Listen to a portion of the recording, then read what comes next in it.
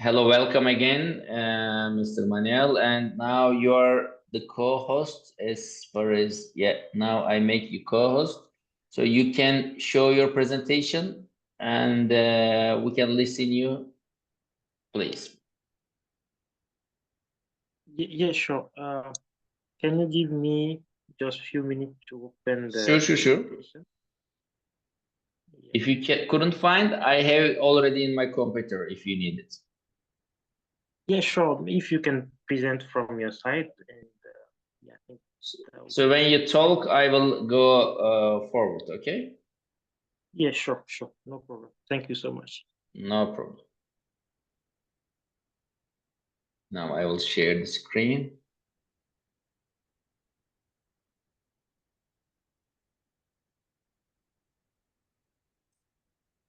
Oops. Okay, so it's a clone. Give me a second. I will show it from the system.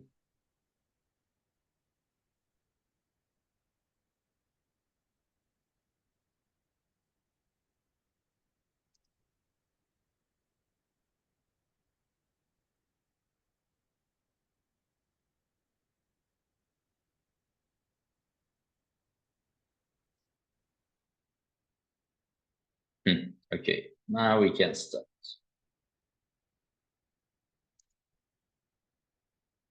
Can you see the screen? Yes, I can see the screen. Okay. Yes. Please continue. Okay, thank you so much. So, my name is Manuel Tumba, and I'm the founder and managing partner of today's global network. Next, please.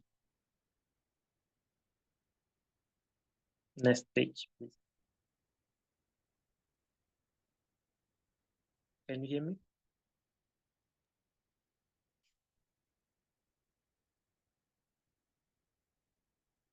Can you hear me? Yes, I can hear you. Okay, thank you so much.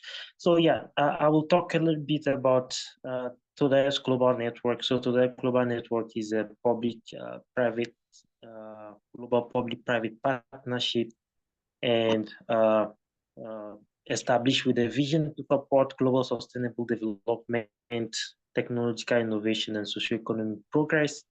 So when we started in 2020, we only had the the private sector side, focusing more on supporting private sector projects, but quickly, based on the demands that were coming from international organizations and governments, we decided to expand toward a global network, and we've been able since 2020 to 2021 to expand our activities across different sectors, supporting different development projects to our partners across different sectors as well.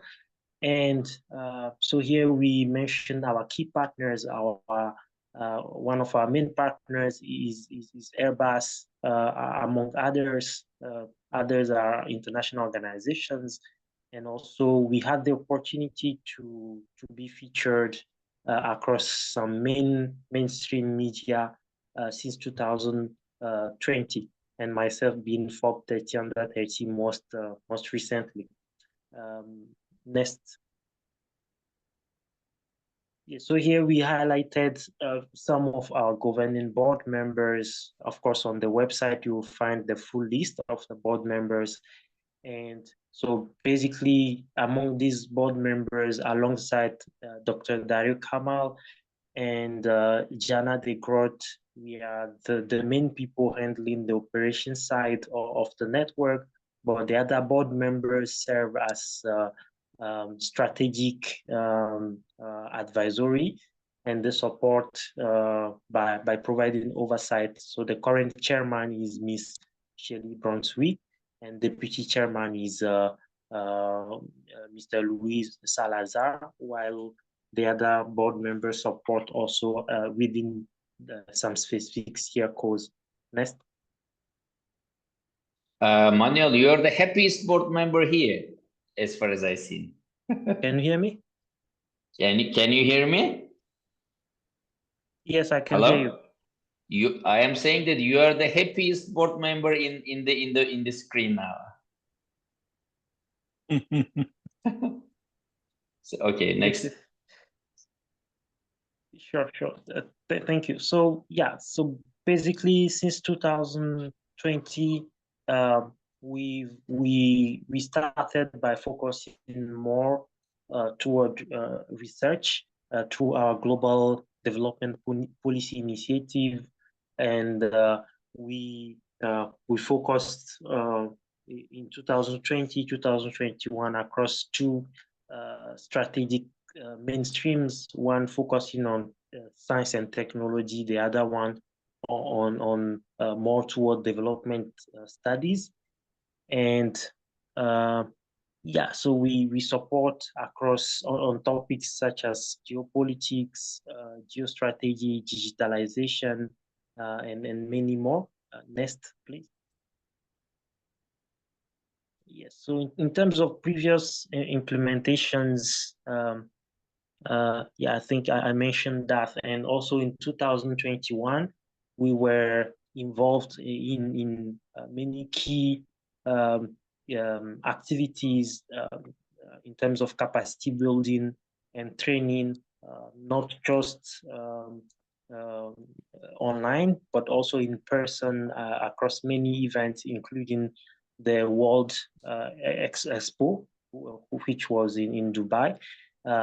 Alongside other events, also including UN events and many others. Next, please. Yes, so with the United Nations, these are just few examples that are mentioned here. There are many more, and some of them are even more recent. But you know, going back, our collaborations had been started more toward space technologies and geospatial technology, but then expanded to the other sectors among the other collaborations that we've had. Next, please. So here we highlighted our collaboration with the African Union. Again, it's just some of the examples showcasing our beginning, but now we are involved in other projects with the African Union as well, and many other projects, ongoing projects. But at the start, as here you can see, some of the collaborations involved UNESCO as well, and the African Union Presidential Panel, and supporting with some key agenda that they wanted to implement to improve technological innovation and many more. Next, please. So in terms of collaboration with Airbus, since 2023, we have a new partnership. It's been more than 1 year now, so it's no longer new.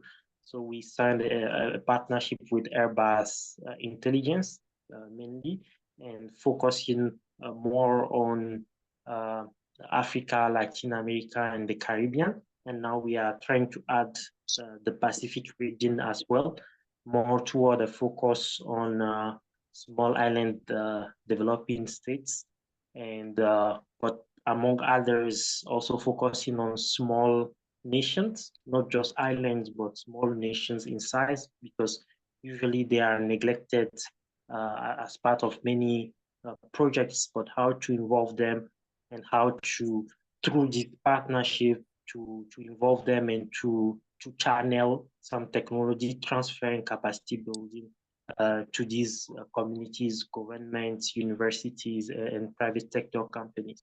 Next, please. So one of the key areas where we are focusing now with our different partners, and in November, we are going to organize, not us, but we are supporting one of our partners to organize a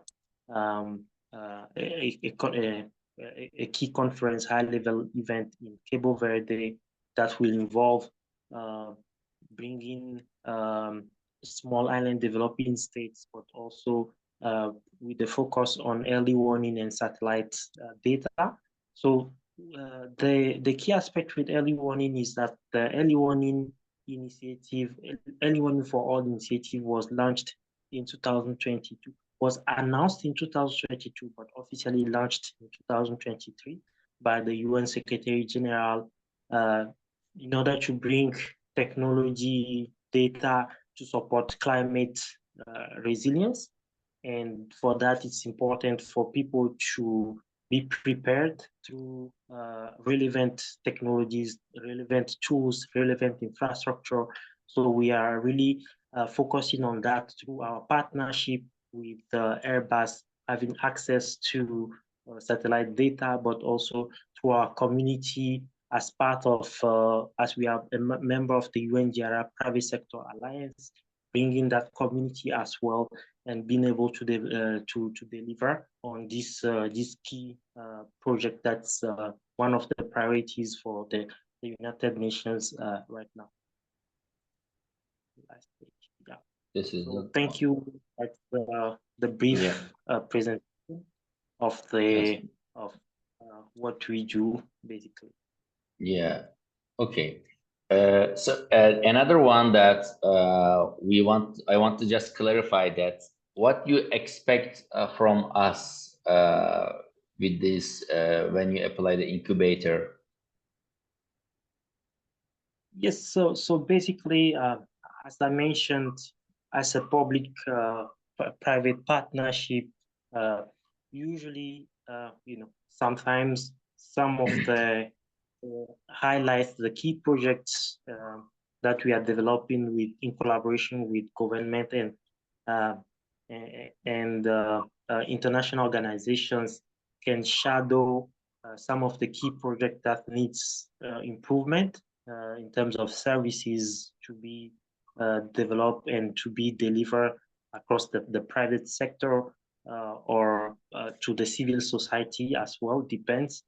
So I think the first idea here is to go through some incubation programs to see, not just because, as I mentioned, you being in Poland mainly, you have your specific areas of expertise that can be useful for us in terms of becoming more global. But I think also the program highlighted some other benefits that you want to provide in supporting the winner of this program. And I saw in the requirement that you are also one of your key priority areas are also involve Africa as well. And we've done a lot in Africa, and we are willing to move further and to implement even more, not just in Africa, but Africa and beyond. But yeah, I think those are the key motivations that brought us basically to apply to this project, this program. Yeah. Okay, because we understood the similar thing. So far, the ones that we talked with, they are the projects, and the projects who want to make it real. They prepare their pitch decks and they provide their plans and income models. So your situation is a little bit different. You want to collaborate with us for the future events, as far as I understood, right? Not specifically events. We are not just involved in events. Events are part of, I would say, the activities that we do, but we are also involved in delivering capacity building and training. And yeah, I'm sure the presentation we submitted wasn't the full scope, but yeah, happy to maybe when we move forward to share more information if needed.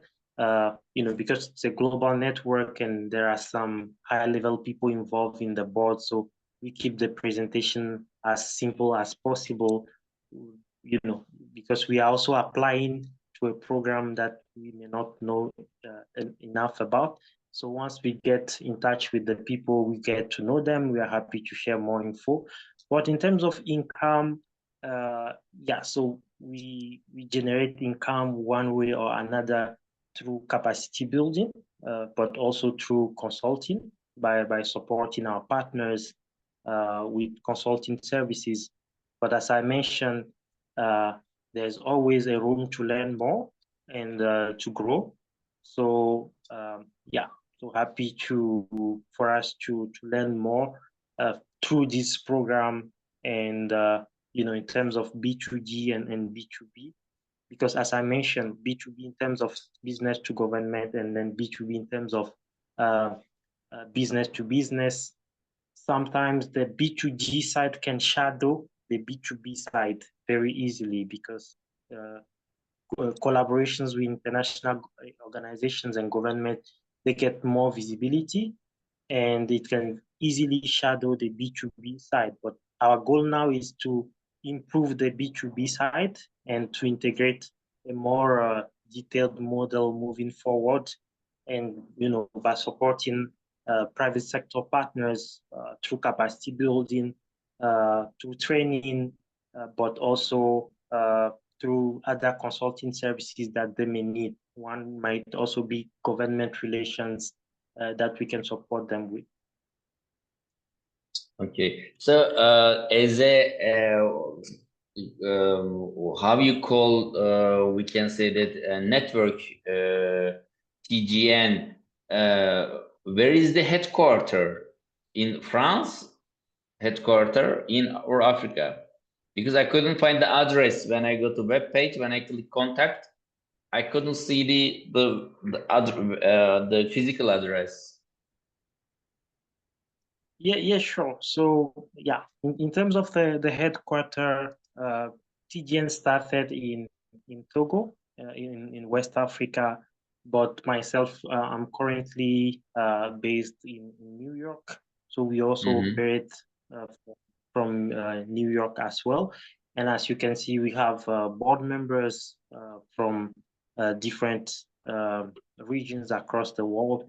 So we are involved in projects around the world, but basically, when it started, the first registration was in Togo.